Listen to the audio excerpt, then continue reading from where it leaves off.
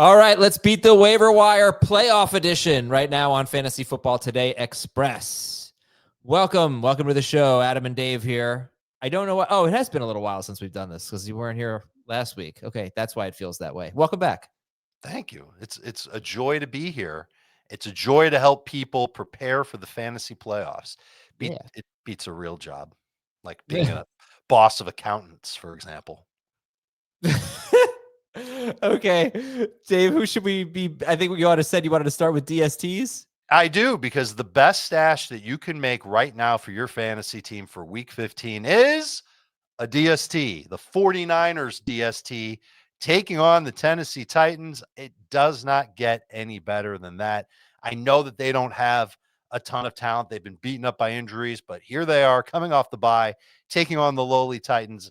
I would just pause this video right now, find some schlub on your bench, cut them, pick up the 49ers DST. They're out there in about half of CBS leagues. Whether you make the playoffs or not, go grab them, because you'll want to have the 49ers on your team in week 15. That's great. I like that, actually. And yeah, I think a lot of people, don't be afraid to roster 2 DSTs right now. And also, if you've clinched a first round bye, this show is not going to be very helpful for you. Just take a look at week 16 and whoever Tennessee is playing there, or just some good DSTs. Kansas City. Okay, yeah, they're New Orleans in week 17 if you're daring. Yeah, I mean, some people, it doesn't matter if you win this week. So don't worry about the fantasy points you're going to score. Sure. Just do what's best for your lineup in week 16, if that's the case. Now, speaking of week 15, who are the quarterbacks we should be rostering? Well, I was going to talk about the DSTs. You want to go quarterbacks or DSTs? Oh, DST's fine. You can stay on that. Because you might want to bench or cut the Browns. They play Chicago. The Lions, they play the Rams. The Rams will play the Lions. The Commanders, they take on the Giants. These are all highly rostered DSTs. I've got more of them. I got more names. So if you hear a DST you've got on your team, you might want to find a second one for week 15 at least. I already went through the Browns, Lions, Rams, Commanders, Ravens, Patriots, and Bills. They play each other. The Chargers, the Steelers. If the Steelers stink it up this week, I don't know how good you're going to feel about them going one-on-one against Miami. So in addition to the 49ers being the top stash to get, the Bears DST takes on the Browns. The Jaguars DST takes on the Jets. The Cowboys DST takes on the Vikings.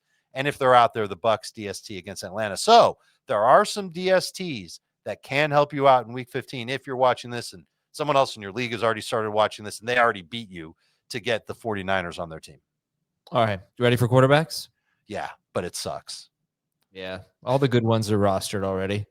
Where have all the quarterbacks gone? Don't ask me to sing again. Tyrod Taylor is as good as it gets, 70% available at Jacksonville. The other names are Bryce Young, Tyler Shuck. They play against each other. Aaron Rodgers against Miami. Kirk Cousins against Tampa. J.J. McCarthy against Dallas. I mean, look, if one of those last 3 quarterbacks ends up doing well this week, then maybe you'll say, okay, I can be convinced to start them in a favorable matchup in week 15. But those are a lot of steps, and you've got to be really desperate to need a quarterback in week 15. Maybe you're in a spot where you're starting Love this week and you don't have a plan for after this week because he takes on Denver. Caleb Williams takes on Cleveland. That's not going to be easy. Brissett at Houston. Is that where the Brissett magic ends? I don't know if we've got the guts to sit him against Houston, but bottom line is that if you are desperate for a quarterback, you're kind of out of luck. There aren't a lot of good ones on the waiver wire in most leagues. I got to say, one guy, 71% rostered, I believe, is Jaden Daniels. So that's a little heck yeah. If he's out there, I mean, it looks like he's going to play this week 14. 76% roster, Jaden Daniels, and he's got the Giants next week. So please check your leagues and make sure he's not available. If he is, scoop him up. Any running backs? Not really. I mean, Blake Corum and Tyjae Spears are as good as it gets. They're available in 48% of leagues. Maybe Chris Rodriguez is out there. We've talked about him before as a stash guy, and he's available in about a third of leagues, but they're not exciting running backs. So I thought I would use this time to tell you to get your handcuffs. And I even made a rank list of the best handcuffs for you to get. This is where you say, okay, Dave, tell us. So the best handcuffs. I just don't know how to prioritize them, Dave. Can you help? I sure can, Adam. And most of all, you're going to want to get the handcuff to your own stud running back. And not all backups are created equally. But here's what I got. Obviously, if you've got Bijan Robinson, you want Tyler Algier. If you've got Kyron Williams, you want Blake Corum. If you've got Christian McCaffrey, go get yourself Brian Robinson Jr., James Cook, Ray Davis, Devon Achane, Ollie Gordon, Saquon Barkley, Tank Bigsby, Travis Etienne, Bashal Tutin, Josh Jacobs, Emmanuel Wilson. And then you should be able to figure out some of the other running backs that are behind the starters. But let me just give you two examples of backups that aren't necessarily good handcuffs for the stud in front of them. Derrick Henry, if he goes missing, because he never gets hurt, he'd have to go missing. Keaton Mitchell would probably see a big uptick in playing time, but he wouldn't get all the work. So I wouldn't feel comfortable having Keaton Mitchell ready to go in case something happens to Derrick Henry. And if Chase Brown misses time, then is it going to be Samaje Perine? Will Perine pair with another running back? It doesn't feel equal. The running backs that I told you about before, those guys feel like they can give me 70% of what the running back in front of them does. And that's why I want to carry them on my team. So again, look to your bench. If there's a player that you're just not going to start, doesn't have a lot of upside, you can cut them now to pick up the handcuff to your stud running back. And look, we think that Devin Singletary will be back in week 15, but we don't know this. So I'm sorry, Tyrone Tracy will be back. Singletary is a guy that you could add. He's only 43% roster. All right, we'll take a break and talk about wide receivers when we come back on FFT Express. Dave Richard, who are the wide receivers to get to stash? So these are guys that you can not only stash, but you could start them this week. There's an asterisk with the top guy. It's Greg Dortch, 85% available. He's on the injury report with a chest injury. Obviously, if he doesn't practice this week, he's probably not going to play against the Rams. Can't use him in that case, but he is somebody that I've ranked the highest in full PPR. The next guy, and these are all names that you've heard of within the last 7 to 14 days as a fantasy manager. So none of these names should surprise you. It's just surprising that they're still on the waiver wire. Adonai Mitchell, 58% available. People aren't buying it. Maybe it's because he's a Jet. Maybe it's because he screwed up in Indianapolis. The targets have been there for him for really ever since Tyrod Taylor has taken over. I can buy into that, especially with matchups against the Dolphins and the Jaguars in his next two games. Jaden Higgins in Houston is somebody who's been playing very well, has a safe floor in full PPR. He's got the Chiefs this week. That stinks. Arizona the week after that. That's pretty good. Jaden Higgins is someone that I'd be real interested in adding. And then John Mechie, Devon Vele, they've both been running a lot of routes lately, and they've been getting some good target volume lately.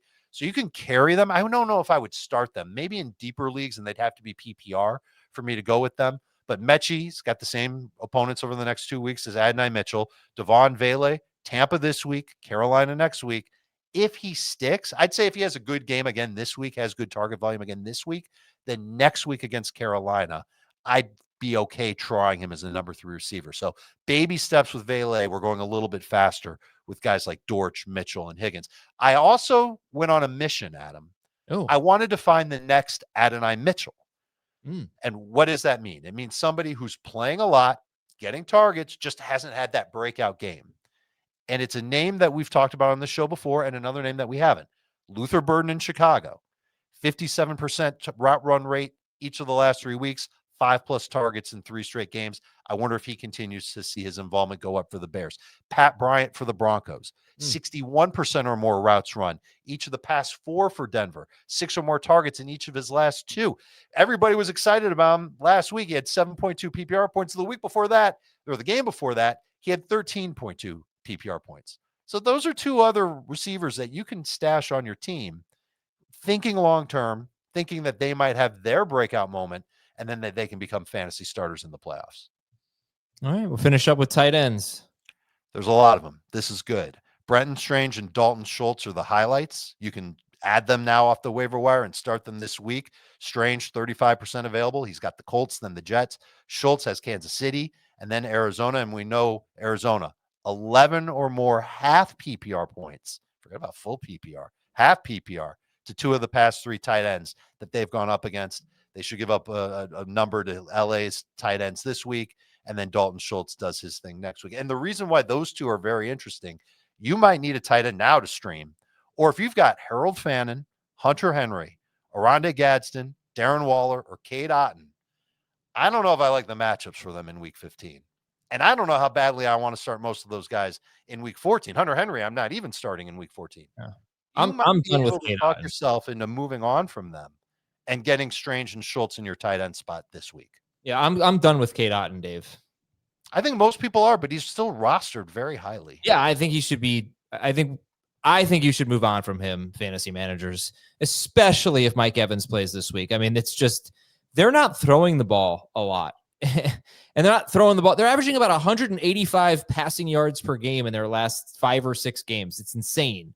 That's Tampa Bay. You know, Otton, it feels like it's starting to fade. He has 1 or 2 end zone targets all year. He never scores. What's going to happen when Evans comes back and McMillan comes back? He's going to turn to dust. Hey, 2 more names at tight end. These are stashes for week 15.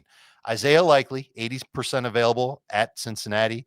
And I feel a little gross saying this, but TJ Hawkinson, 49% available. He's got Dallas. So these are 2 tight ends that have favorable matchups in week 15. I'd rather have Strange. I'd rather have Schultz. But if I've got one of those other tight ends that I mentioned, Fannin, Henry, Gadsden, Waller, Otton, maybe I'm stashing Likely and Hawkinson, see what they do this week, and potentially start them in favorable matchups in the first round of the fantasy playoffs. Adam, we're here. Fantasy playoff time. I know. Yeah. I know, it's crazy and it's nerve-wracking. It is, you know, our reputations are on the line. All right. Well, thanks for watching and listening to FFT Express. Go beat that waiver wire. Go beat your opponent. Go win your league. We'll talk to you later.